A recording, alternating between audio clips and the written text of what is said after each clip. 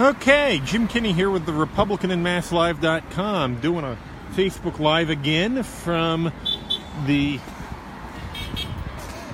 picket line in Greenfield at Baystate Franklin. Hello? Oh, sorry. The nurses here have been out on a one-day strike. That strike was answered by a two-day lockout. And we're getting ready to have a noon rally. So we're going to walk over here, learn more about the rally.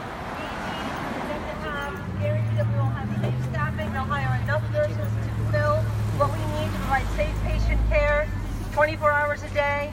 We also, very importantly, need to have charge nurses for each unit, 24 hours a day. Yeah. This is what they agreed to at the end of our last contract after yet another committee that we had trying to sort out why nurses don't leave on time.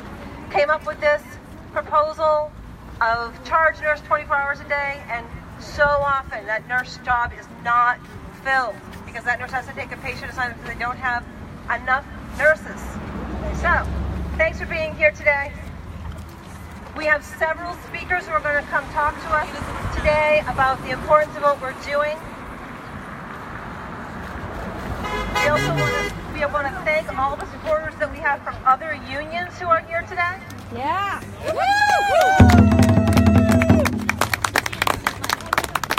Mass Teachers Association, IBEW, UE, SEIU. UFCW. So, first up to speak with us, Mike Hemstraw. He's a local minister and a bigwig. United Church of Christ. As we join together in prayer, I encourage you to get close together, join hands, link elbows. Let's express our solidarity by the way we are standing. No, You're filming. Let us be together in prayer. Sorry. Holy and gracious God, who sends your healing, reconciling, life-giving spirit upon all who wait upon you, hear our prayer. O God, who seeks healing for all your children, as we begin this action, we pray especially for our patients. Ease their anxieties. Help them to understand that they will be cared for, and that we are only absent from their bedsides today because we are seeking a higher standard of care for them. We pray also for the nurses who will minister in our stead. Help them to use their best wisdom and skill as they care for our patients, that their welfare may be uppermost in their minds and hearts. O God, who seeks justice for all your people, hear our prayers for ourselves. During the Exodus,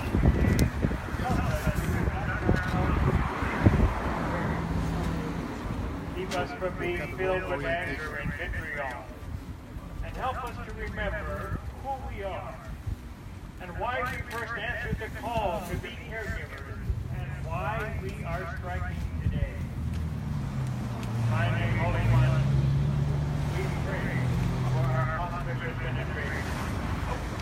Open their hearts and minds with your reconciling spirit.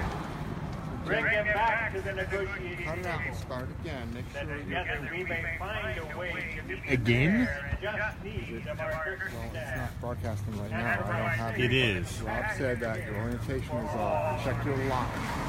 Your orientation lock. Oh, it says it's live now. Okay, but all right. Well.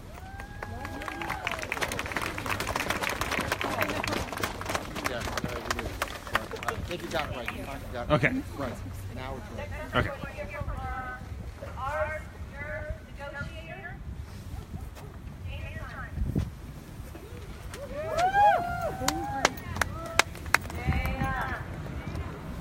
Here it comes. Wearing the sign, separated us it better myself than this side. So what's this about? Safe staffing! And what do we want? Safe staff! She told you the answer. So the management inside there has been telling the community that everything has been fine. That the nurses have some kind of an agenda. I think the nurses, I don't think we have to shy away from that. Obviously the nurses do have an agenda that the nurses are very proud of. The agenda is called taking care of sick people and making them well. That's an agenda. If that's something that people should feel guilty about, everybody should feel very guilty right now. But the reality is we should all be very proud. They're saying that there's some sort of an agenda of the nurses that doesn't have anything to do with any of this. What exactly might that be? Why would people lose these days of work except that they're taking a stand for something that they really believe in? That people are going to work day in, day out and fearing for their patients and fearing for their practice, that I may have made a mistake today. There were too many patients that I'm taking care of and I might have just done something wrong.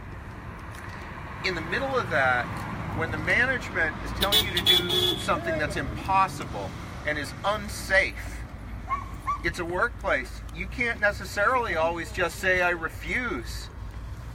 But when we're in bargaining, that's our opportunity as a union to say, we're not going to keep doing this anymore. You have to listen to us.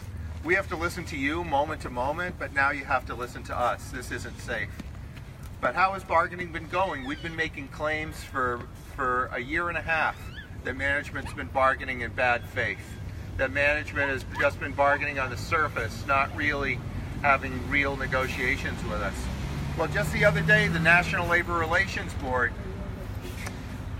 made 6 findings against the company, finding that in 6 different ways they've been bargaining in bad faith and violating the nurses' rights throughout the course of the past year and a half. And they have to answer for that. They have to answer for that to the community who they've been lying to, saying, no, we've been giving fair offers to people. They haven't been giving fair offers to people. They've been telling people that the community, that the staffing here is great. We don't know what the nurses are upset about. But I'll tell you something, for all the people that have been coming to bargaining, we know that a few months ago the company finally made a decision to find out, is there something really going on? They got rid of their hospital president and they brought in an analyst from their own company. And you know what the analyst said? She came to bargaining and said, you know what? We've discovered you're really, really badly short-staffed. Surprise! After how long at the negotiation table? After nearly a year and a half at the negotiation table. So the company has now admitted that they're badly staffed, and yet they forgot that they said that now that we've taken to the streets, because they refuse to solve the problem. They refuse to agree to any contract language that would actually solve the problem. People need to remember that 4 years ago, when we struck, one of the solutions was there would be an overtime task force, because people were working thousands and thousands of shifts overtime, people coming in to work 8-hour shifts who weren't leaving until 15 hours had passed. And a compromise was reached. There'd be an overtime task force where the parties would get together and trust each other that we'd work it out. That task force met, and then management refused to implement any of its recommendations. And now we're here 4 years later with management saying, the same management saying, trust us. You don't need this in writing. Why is it that you won't trust us? Well, it's not about them. It's not about whether we trust them. It's not about whether we don't trust them. It's not whether they're good people or bad people. The patients are good people and important people. The nurses and all the staff members here are good and important people. Their needs need to be taken care of. And that's why you are out here today. And that's why you should be very proud of yourselves. And that's why the whole community stands behind you and is proud of you.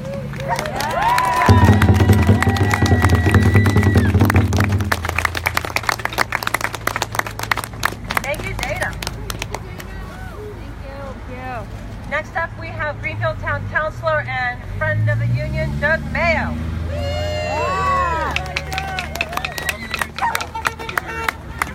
Okay, this is Jim Kinney with MassLive and the Republican. I'm going to back away a little bit. I'm here at a rally during a nurses' strike. Keith, the answer to your question is that there are replacement nurses hired from a staffing company who are on duty inside right now. And the process of turning over from one group to another is done by the State Department of Public Health.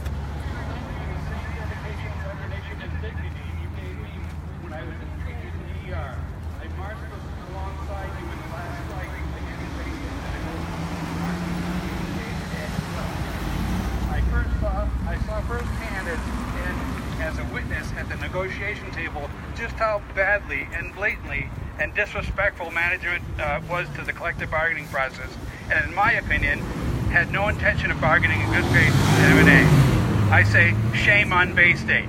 Shame on Baystate! I find it interesting that Baystate has enough money to hire outside contracted nurses, but don't have enough money to make our hospitals safe. I say, shame on Baystate. Shame on Baystate! I find it interesting that Baystate has admitted that they need to hire more nurses to meet patient safety levels, but they still have gaps in the nurses' schedule 6 months in advance. Shame on Baystate. It is my hope that Baystate Medical sees the light and finally sits down in earnest to bargain in good faith with M&A. Please remember the citizens of Greenfield stand with you and stand proud and strong in solidarity. Thank you. Thanks, Doug. Woo!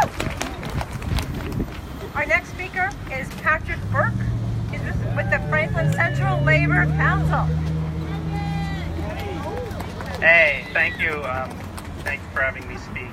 Thank you for everything that you're doing as nurses here, for standing up for your patients, for everything you do every day. I mean, that's, we have to thank you for everything that you do, and the fact that you're willing to take, this risk, to take the time, away from your patients to fight ultimately for their care in the long run, and for, better health care in this country, because that's what you're standing up for. So I really, again, thank you. I'm the president of the Hampshire Franklin Central Labor Council. We represent around 8,000 members in Franklin and Hampshire counties. So our members and their families, come here and are treated, by the staff here, by the nurses.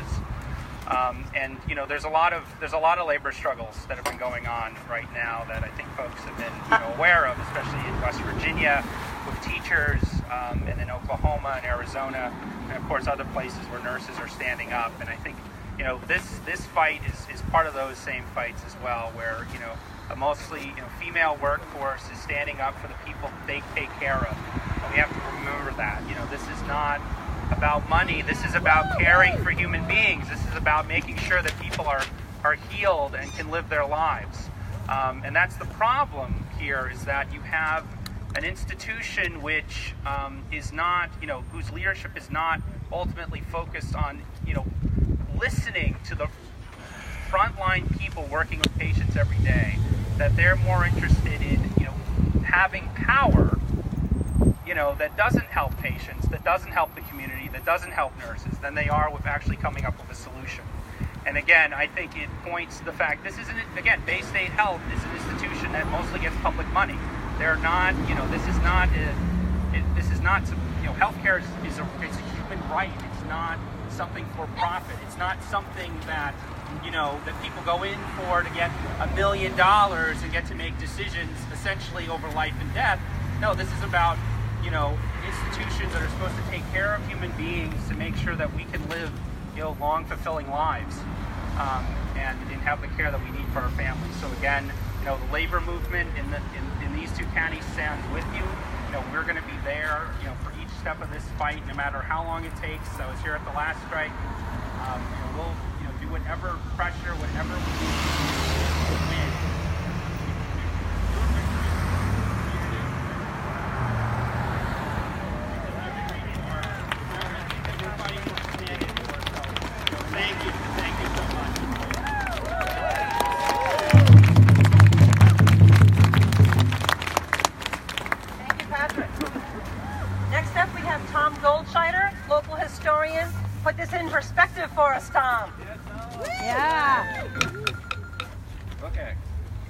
very brief history lesson.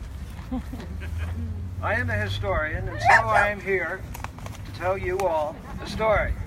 It's a story about labor and unions in Greenfield. Not that long ago, we used to make things in Greenfield. Precision steel tools, fine cutlery, and more. The workers who made the products that were valued around the world decided to organize into a union. Very unusual. It's run by the workers. So once again, Jim Kinney here with the Republican and MassLive.com. We're here at a rally held by the Massachusetts Nurses Association here at Baystate Franklin in Greenfield, where we're hearing from a local historian. The nurses have been out on strike. Today's the day of the strike. There was a lockout yesterday starting at 7 and a lockout on Thursday.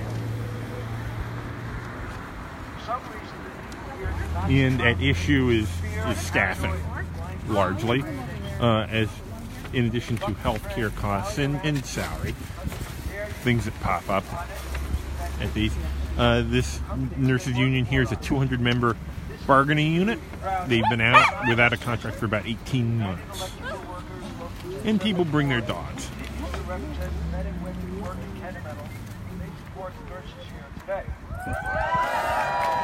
So you can see there's a few hundred nurses and their supporters.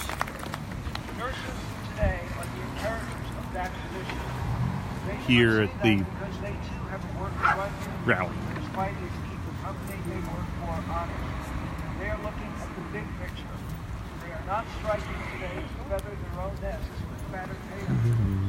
Yes, it's about working conditions, about coming home day after day, so stressed and exhausted they cannot be there for their loved ones.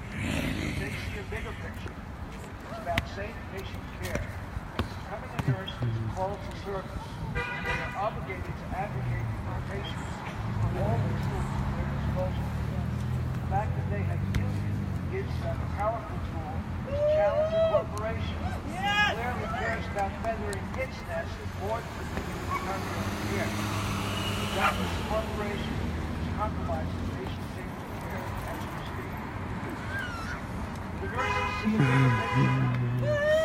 They are on strike today because thousands of healthcare workers in the Baystate system who don't have a union, who don't have a voice, who don't have a leg to stand on to push back. The win for Franklin nurses is a win for everyone. It's a win for fairness, dignity, and respect for the work that you do. By supporting this strike, you are supporting those workers who cannot stand out here today. Support your community dedicated nurses above all. Well, once again, Jim Kinney here with the Republican and MassLive.com. We're here at a rally held by the Massachusetts Nurses Association. About 200-member bargaining unit. Has been without a contract for 18 months. And now the lead negotiator is going to speak, so we're going to move down a little bit closer.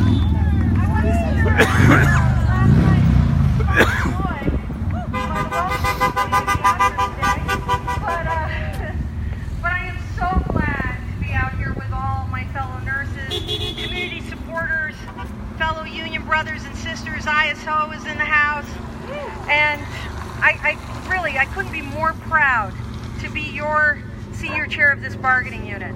I know this fight has been long. I know it's been tiring. I know at the end of the day, all we want to do is what? Who do we want to take care of? Patients. I can't hear you. Patients. And when do we want to do it? Now. And who's not letting us do it? Patients. And what are they? They're bullies. That's what they are. They are corporate bullies. Shame on them. Shame on them. Do you know the new president, Ron Bryant? Do you think he's been to one negotiating session? No. Do you think the new interim chief nursing officer has been to one negotiation session? No. Do you think Mark Kerouac has been to one negotiation session? No. But who's making all these decisions? They are. And they're making decisions about who?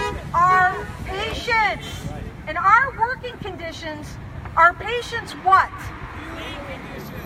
That's right. Health conditions. And when we don't have what we need to be the nurses that we were trained to do, then our patients are what? They're in danger. Then they're suffering. It's unacceptable. This is not, what we are asking for is not some pie in the sky, high demand. You know, I mean, am I